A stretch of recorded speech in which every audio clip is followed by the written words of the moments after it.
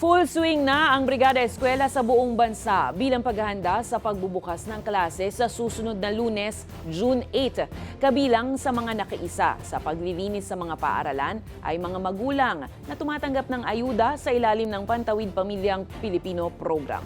Ang balitang A to Z ni Kim Salinas.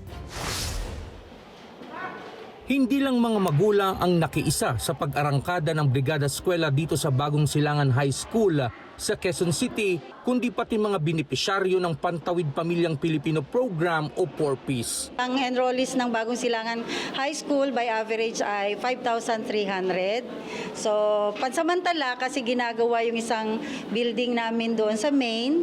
So, nakiusap kami sa city na kung pwedeng magamit namin ito. Sa Brigada Eskwela Program, tulong-tulong ang mga volunteer sa paglilinis sa mga paaralan at pagkukumpuni sa mga classroom bago magpasukan.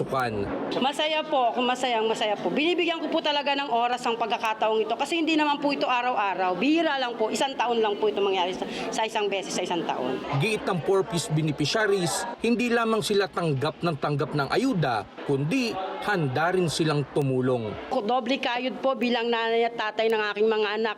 Ang 4Ps po ay nakakatulong, opo, pero kailangan pa rin po ng sipag at tiyaga bukod sa 4Ps. Personal na bumisita si Social Welfare and Development Secretary Rex Gatchalian para makita ang bayanihan sa eskwelahan.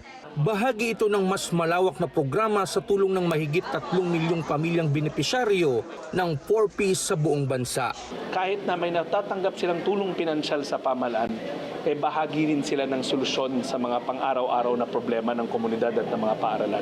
This is their way of giving back kung ano yung natatanggap nilang tulong mula sa gobyerno. Nagpasalamat naman ang pamunuan ng paaralan sa sipag at dedikasyon ng mga 4Ps parent volunteers upang matiyak ang kaayusan ng mga paaralan sa pagbubukas ng klase.